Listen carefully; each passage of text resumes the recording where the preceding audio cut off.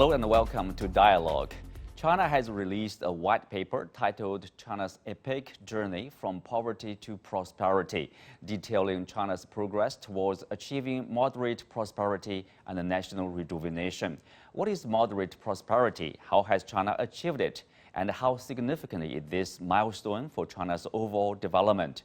To answer those questions, I'm joined by Victor Gao Zhikai, Chair Professor at Suzhou University, Zhong Ahmed Khan, Research Fellow at the Center for China and Globalization, and Rick Denham, former White House correspondent for Business Week. That's our topic. I'm Xu Qinduo.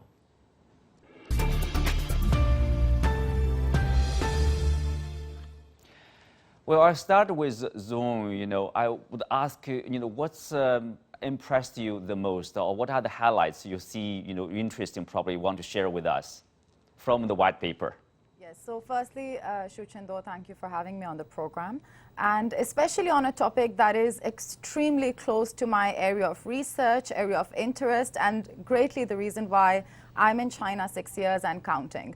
So when we talk about the white paper, when we really go into the depth and details of China's progress in recent years as well, and also comparing how China was in the 1950s up until now, from about $50 billion to like a huge economy, second largest in the world. And also many dimensions of that progress have been discussed in detail. So I think firstly, for me, what's impressive is that not only we quote China's achievements, we talk about how China's economy has been making double-digit growth, how China, even during the pandemic, fought the pandemic so bravely, and at the same time alleviated absolute poverty. But really knowing the nitty-gritty and details of it is very important. It gives us a better sense of what that process could have been. And another thing that's extremely important is that we're not just talking about numbers, economy, and very tangible things, but also overall the quality, the sense of happiness that people feel. And I think that's a very important dimension when we look at China's progress. So my own travels, my own experiences in China see that the happiness quotient of people has increased, not just because of higher incomes, much higher incomes. Those numbers are all in the paper. But also you see that the quality of life, the overall experience, the exposure they have, the opportunities they have, environmental factors, the way they can study their history, culture in a deeper way. These investments have been made in nurturing the society. And this white paper can basically express that in a very effective way. Mm-hmm.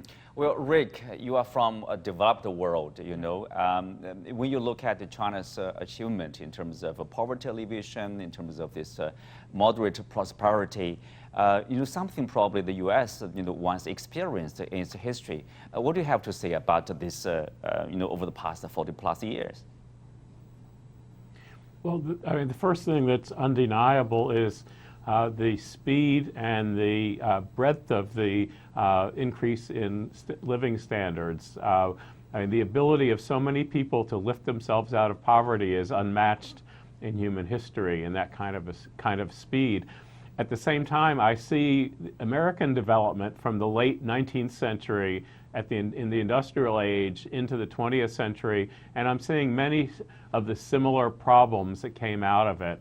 And those include wealth inequality, different regions growing at different paces, and in both cases, rural parts of the countries are often left behind, and governments or others have to go in and try to lift those out and help particularly in those areas. Mm-hmm. Well, prosperity also with the challenges.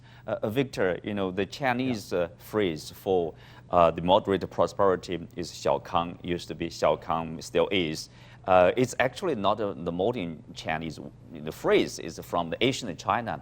You tell us, what does that mean? That's kind of aspiration for the Chinese for many, centuries. Absolutely. Xiaokang is a very typical traditional Chinese term, which has its historical implication. I would say, historically, Xiaokang meant people felt comfortable. It did not mean you have a super luxurious lifestyle, for example, but you feel comfortable. And how would you feel comfortable? For example, back in early 1980s, when Deng Xiaoping was asked what he meant by Xiaokang, he basically defined it as per capita income US dollar 1,000 per person back early 1980s. Now China is way above that. China's per capita income is above 10,000 US dollars.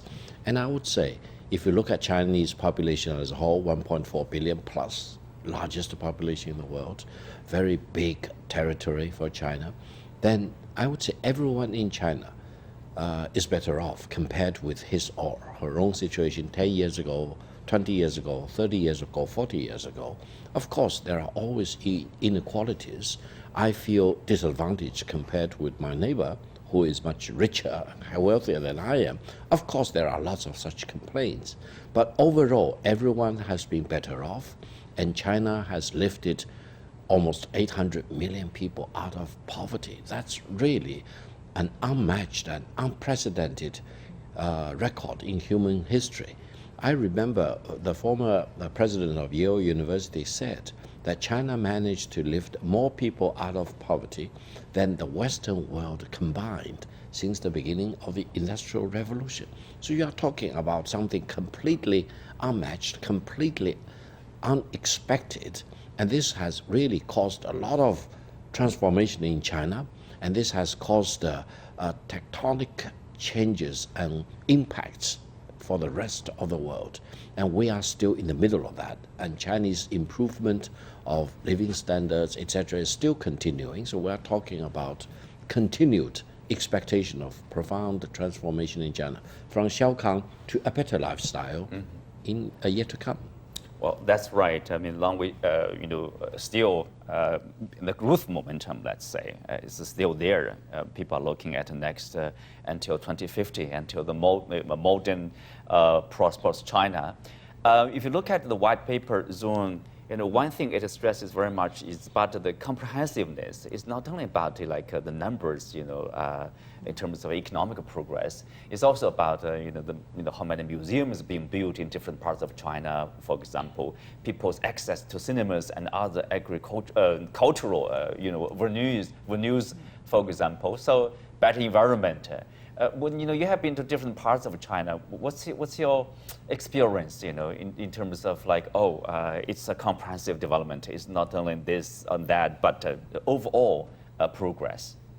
So, Chindo, I'm glad you asked me this question, because this is, I think for people even living in bigger cities, say Beijing, Shanghai, etc., unless they travel to other provinces, smaller cities, villages, it's very hard to comprehend what comprehensive development looks like, feels like, how people react to it. So for me, this year, I was able to travel. I was very lucky to be able to travel to some of the areas that have just been successful in the poverty alleviation drive.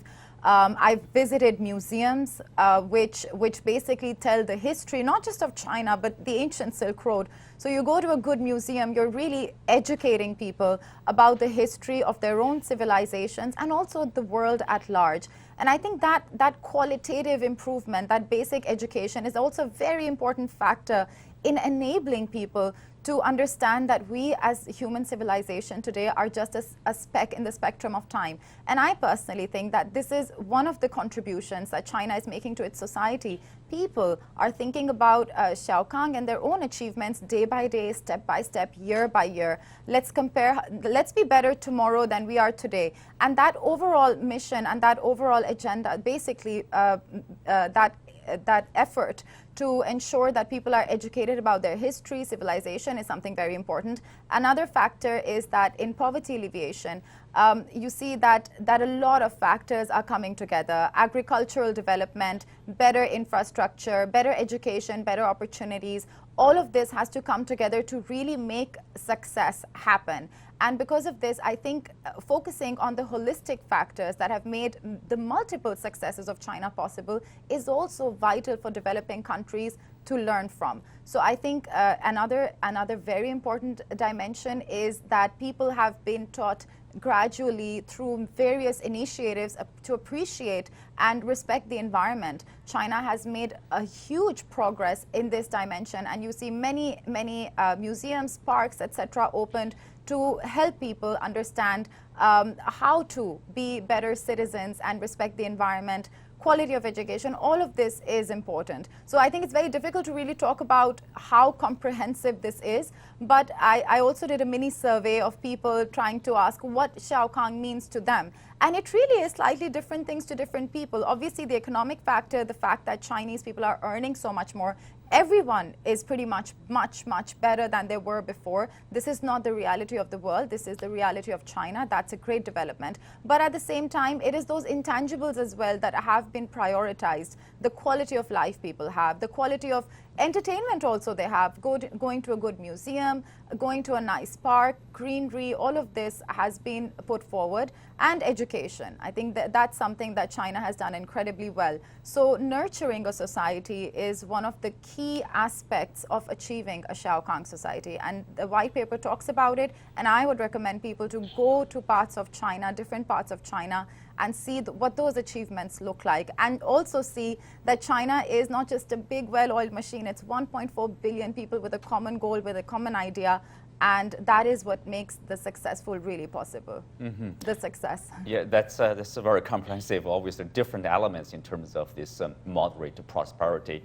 Rick, also, another highlight of the white paper is really about, prosperity for all, the idea being stressed. For me, when it comes to like prosperity for all, it's not only about the prosperity in the big cities like Beijing, Shanghai, or Shenzhen, Guangzhou. It's also about like, in southwestern part of China, for example, Guizhou, one of the smallest Chinese economy if you have a ranking of the provinces and cities. But if you look at their infrastructure, that's just unbelievable. People can watch that on different short videos about their highways, among the mountains. Or you go to the rural area, you see how people are getting connected and the infrastructure, the Wi-Fi services, etc. Basically, people are enjoying the same thing, like some information availability on the internet, either you are in Beijing or in the rural cities. I would say yes. Usually rural area, as you pointed out, are lagging behind the urban area, like in the U.S., China, other parts. But ultimately, the government will come back and help the rural area, right? This is vital. This is a role really only government can do this. And I'm seeing the same debates going on in the United States with the infrastructure packages that President Biden is trying to push. I mean, my wife's family is from rural Texas, and we go down and visit, and there is not high-speed internet. In fact, there's no internet at all at her parents' house. When I visit my parents in the mountains of upstate New York near the Canadian border, they just got high-speed internet. This holds back the economies of those areas, and while the highways are good in those areas, the economic development is challenged. I think that the Chinese government has realized that you need infrastructure to get products from one area to another, for people to get around so that they can have jobs, and the overall quality of life, e-commerce with high-speed internet.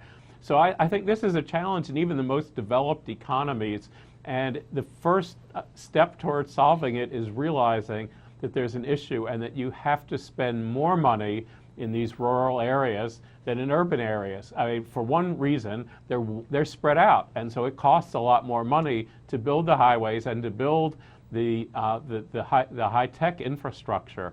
So I think this is a really important thing. If we're going to share prosperity, whether it's in the United States, whether it's in China, whether it's in countries like Russia or Pakistan, we have to reach out beyond the urban areas where it's much easier to develop the economies. Well, prosperity for all, exactly. Well, Zoom, it's also in the white paper they mentioned about the Chinese word, basically hard work, meaning, perseverance and self-reliance.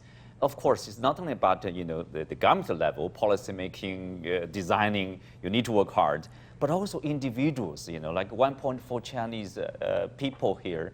If everybody, you need to work hard to achieve such a tremendous progress. Otherwise, it's also a challenge, I guess. 100%. That's for me, right? Yeah. So yes, one of the main things that increasingly I try to communicate on different platforms is that the role of Chinese people, the role of ordinary people to go out of their way, to think about how is it that they can contribute and also improve their own circumstances. Chinese people are incredibly innovative. They want to be successful. So examples are, for instance, once I was in Zhejiang, Jiaxing, we were making some documentary on the fish farmers over there. And I remember while we were making the video, they were responding to our questions, and they didn't stop working even for a single second. And that's something I especially pointed out to. This is the hard work. They work hard is the reason that they are successful.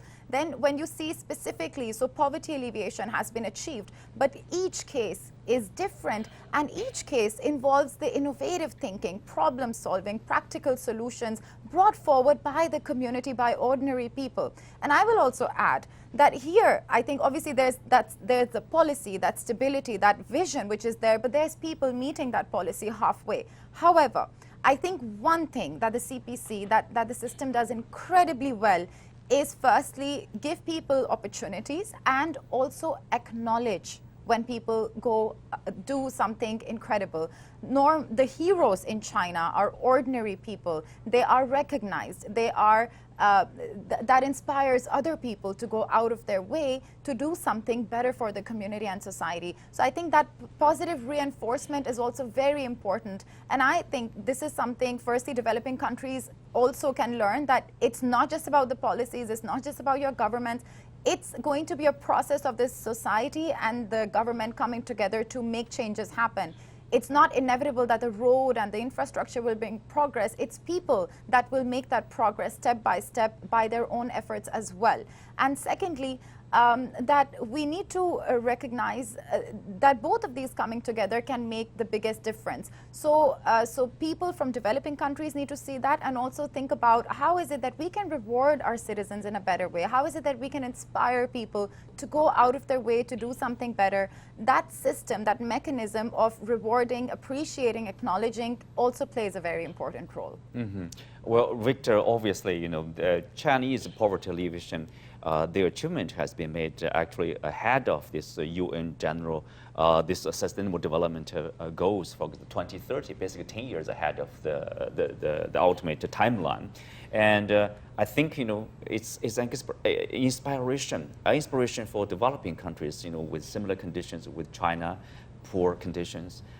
People would say, if China can do it, probably we can do it too. I mean, recently, President Putin, even Russia, resource-rich country, powerful country, President Putin are talking about reducing the poverty to the minimum and lift a considerable number of people out of poverty. Absolutely. I think if the Chinese people for more than 40 years can make such great transformation, I hope other countries, especially in the developing world, can do the same. And to what extent China can share with these countries our experiences, our lessons, our expertise, it depends on which country you are talking about. And then on the ideological level, I don't think China can offer too much to them. But in terms of governance, of experience, of the building up of a toolbox, including all kinds of instruments that can be applied to solve specific questions, definitely, I think China can share this with many countries in the world. Allow me also to mention 2 points. I think achieving Xiaokang, or moderate prosperity, is also reflected in the fact, for example, the life expectancy of the Chinese people has increased by more than 20 years over the past 40 years or so. It's amazing. It is. The Chinese life expectancy now is much higher than 40 years ago. And then, in terms of the physical height, the younger generation in China is much taller than before. That's true. For my generation, I used to be considered as average height, a little bit on the shorter side.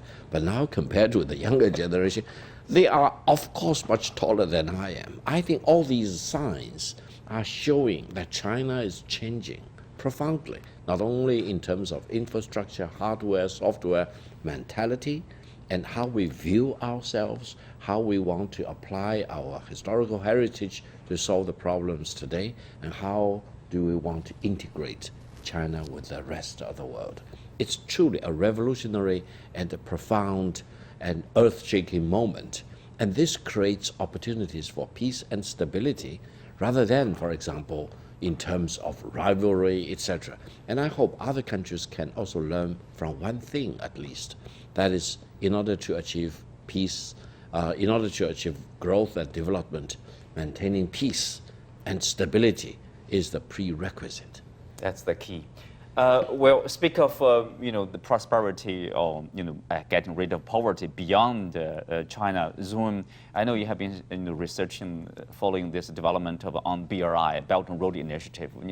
Basically the goal you can say is really about development, right?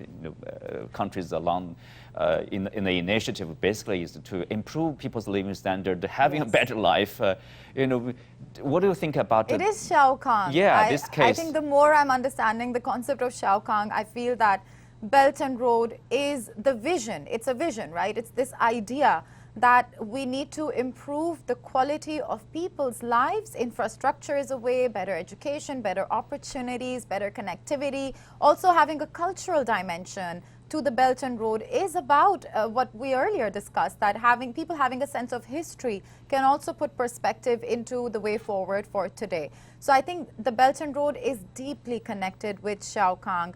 Another thing that I wanted to talk about here is also that for China itself, it's many successes, it's many cases, many models, small examples that were successful. And in that you realize that in the end, the success of the Belt and Road or to achieve Xiaokang is going to take innovative solutions, and every country, every society, every region will find its own way of doing it. We need to find innovative solutions and have a problem-solving perspective instead of thinking that we can just copy a model from somewhere else. Like Mr. Gao just said, I mean, it's good to be inspired by China's example, but that example, studying it deeply, will make us realize it's about finding your own path and having a basic sense of what you want to achieve as a society. I also want to add that I think one of the reasons the Belt and Road, this concept, is significant is because there is this recognition that if your neighbor suffers, the region suffers. Inequality is not suitable even for the ones that are temporarily rich or better off. So if as a nation, the idea of Xiaokang is also that overall people need to feel safe. The Sustainable Development Goals are also about this. And that goes on to the global level where we can talk about that overall deepening inequality between countries is not suitable for peace, stability and prosperity of the world at large. So this idea, I think it fits very well with the concept of BRI and can help developing countries utilize the opportunity of BRI in a more effective way. Mm-hmm. Well, another very catchy phrase in the Chinese world is like common prosperity. Basically from the moderate prosperity to common prosperity, at least for one aspect, that is really reduce the gap between rich and poor to deal with the issue of inequality. Well, Rick, here I want to bring you in here, look at one tweet recently by President Biden. He basically said that the wealthy have been getting a free ride at the expense of the middle class for too long. I intended to pass one of the biggest middle-class tax cuts ever paid for by making those at the top pay their fair share. What do you make of that? It seems there's also the need, maybe, a common prosperity? Oh, I think exactly. In the United States, there's been a perpetual debate about taxation and whether the middle class pays too much of its income in taxes, whether the wealthy pay enough. During the Trump years, the tax rates of the wealthiest and of corporations were slashed. And at the same time, the incomes of the middle class, of people in the middle of the economic spectrum, have actually declined versus inflation over the past 40 years. So the gap is getting bigger and bigger. And in this tech era, you see these young billionaires, and some of them give back, a lot of them don't. And I think that there's a backlash to the wealthiest people in America paying much less than the people who work for them. Warren Buffett always said he shouldn't pay less income tax than his secretary as a percentage of his income. And I think that this is a debate that's going on. The country is split, and I think Joe Biden is trying to push through, and will successfully push through, an increase in the income taxes paid by the highest wage earners. But it's a tough vote. It's very close. The nation's divided. But I think that there's a lot of debate about sharing the wealth and about using the resources of the wealthiest, tax money, to help build the infrastructure for the rural areas, for urban areas that have been set back because of environmental justice issues and racism. But Rick, how challenging it will be, to tax the rich. They would say, we have paid our taxes, following the law, nothing illegal. Oh, correct, and that's absolutely true. It's very, very evenly divided, and you can see the Senate is divided 50-50. The Democrats can't lose a single vote, so it's a challenge each time. The pressure has been the opposite, has been to lower tax rates, and that's what's happened in the United States. The top tax rates have gone down significantly since 1960, while for the middle class, the rates have not gone down. So the political pressure is the opposite, but Joe Biden is pushing to not to equalize, but to make it more equal. Mm-hmm. Well, Victor, look at the Chinese situation. The common prosperity is also the recent catchphrase put forward by the government, basically to reduce the gap between rich and poor. Most importantly, creating opportunities or equal opportunities for those probably who are not that privileged. And what are the Chinese way to achieve the common prosperity? Well, first of all, I support the common prosperity goal the Chinese government has announced. And I would say, probably from the very beginning of mankind, common prosperity has been a very important human pursuit by all people in different parts of the world. And common prosperity, ideologically speaking, has also been a very important part of communism. And I want to emphasize that about 40 years ago, before 1978, China probably achieved the highest level of egalitarianism in human history. But that was egalitarianism of poverty. Everyone was more or less equal, but everyone was equally poor. There was no fun in that.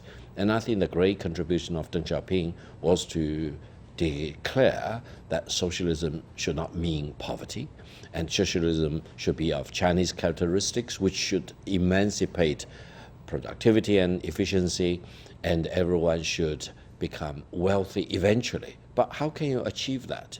He proposed a gradual way, so some people can get rich ahead of others, but eventually the goal is everyone will be better off. Now, I think China is at this particular moment in history, we need to reduce or minimize bipolarity in income, so that the people in general will feel more or less kind of equalized in their wealth or income. And wealth can be defined in different ways.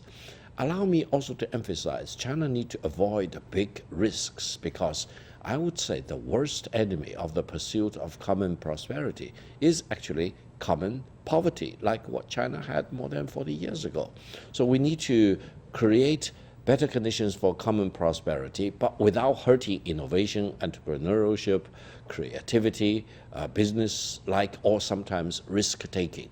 And people who really excel in whatever they do should be rewarded handsomely, and that is not meant to create greater bipolarity in income, for example. And people need to learn that the pursuit of common prosperity should not hinder our pursuit of greater excellence and pursuit of greater contribution to China. Common prosperity, in the process of developing or continuous development there.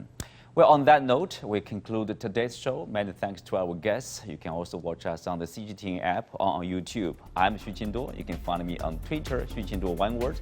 Thanks for watching. See you next time.